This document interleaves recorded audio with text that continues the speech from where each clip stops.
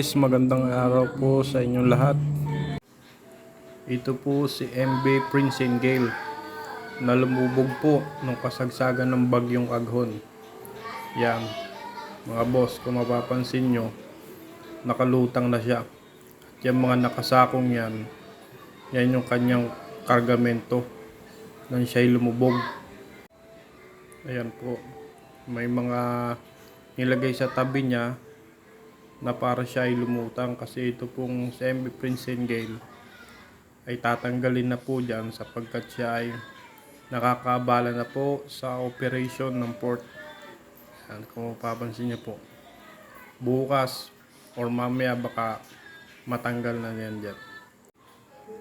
May mga nauna rin naman itong video doon po kay Jomer Vlogs or aka Kamamay.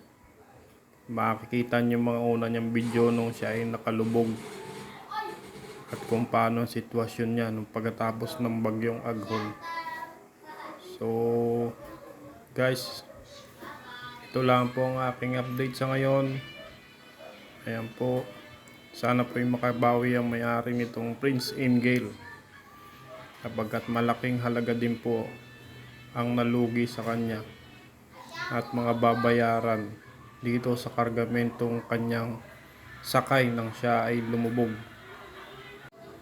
So yun lang po, maraming salamat sa suporta at sana po ay palagi nyo suportahan ng aking vlog, Bin TV aka Kapantalan.